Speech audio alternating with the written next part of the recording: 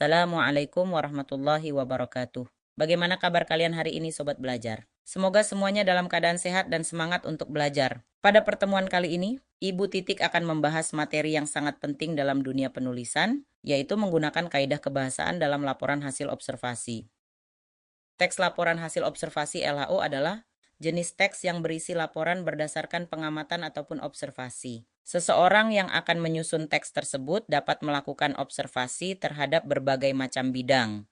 Dari hasil observasi yang diperoleh, kemudian dibagikan ke masyarakat. Dengan begitu, masyarakat yang belum mengetahui informasi tersebut akan menjadi paham dan tahu.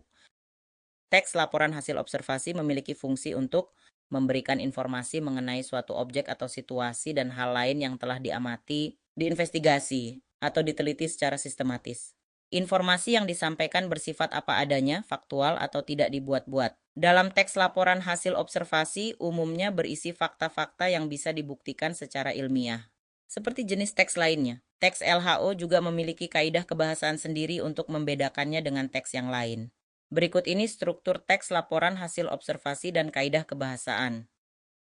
Pertama, menggunakan kata benda atau peristiwa umum sebagai objek utama pemaparannya. Contoh, lumba-lumba hidung botol. Kedua, menggunakan kata pengelompokan, seperti dipilih, dikelompokkan, terbagi, terdiri atas. Contoh, sampah terbagi menjadi sampah organik dan anorganik. Ketiga, menggunakan istilah pada bidang ilmu tertentu. Contoh, Tursiops truncates, blowhole, blubber. Keempat, menggunakan kalimat deskripsi. Kalimat yang berisi gambaran sifat-sifat benda yang dideskripsikan. Contohnya, sapi adalah herbivora atau pemakan tumbuhan. Kelima, menggunakan verba relasional. Seperti ialah, merupakan, adalah, yaitu, digolongkan, termasuk, meliputi, terdiri atas, disebut, dan lain-lain. Digunakan untuk menyatakan definisi pada istilah teknis atau istilah yang digunakan secara khusus pada bidang tertentu. Keenam, menggunakan verba aktif alam untuk menjelaskan perilaku seperti bertelur, membuat, hidup, makan, tidur, dan sebagainya. Ketujuh, menggunakan paragraf dengan kalimat utama untuk menyusun informasi utama, diikuti perincian aspek yang hendak dilaporkan dalam beberapa paragraf. Kedelapan, mengandung kalimat definisi. Kalimat definisi adalah suatu kalimat yang memberikan penjelasan umum tentang suatu benda, hal, aktivitas, dan lain-lain. Kalimat definisi sering digunakan dalam teks laporan dan merujuk pada sebuah istilah teknis atau ilmiah tertentu.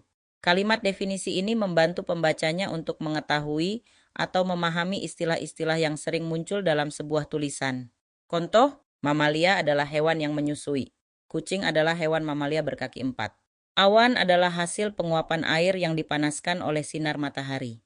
Buaya adalah satu di antara hewan purba yang masih hidup hingga saat ini. Manusia adalah makhluk sosial sehingga tidak bisa hidup sendiri.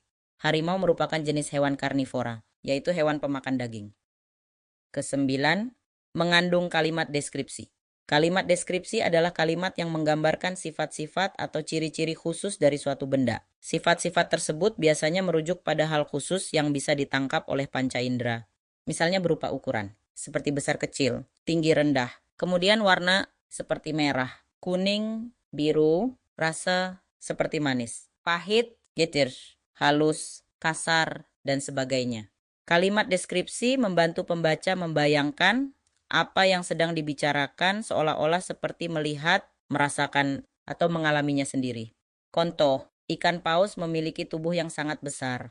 Awan mendung berwarna hitam pekat. Buaya memiliki kulit yang kasar dan gigi yang sangat tajam. Manusia memiliki 2 buah tangan dan 2 buah kaki. Harimau memiliki gigi yang tajam untuk mengoyak-oyak daging.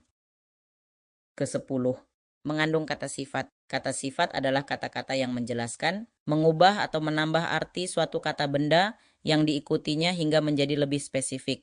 Kata sifat atau adjektif bisa menerangkan kuantitas, kecukupan, urutan, kualitas, maupun penekanan pada suatu kata. Contohnya adalah kata sifat besar, rumah besar. Kata sifat ini menambah arti kepada kata benda sehingga menjadi lebih spesifik rumah yang berukuran besar. Ke-11, menggunakan konjungsi.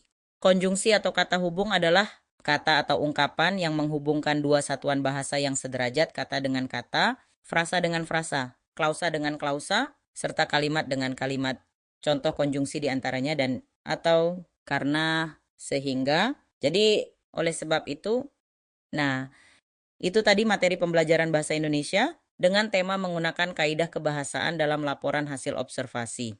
Mudah-mudahan Sobat Lanjut Belajar bisa memahaminya. Terus semangat belajar dan Assalamualaikum warahmatullahi wabarakatuh.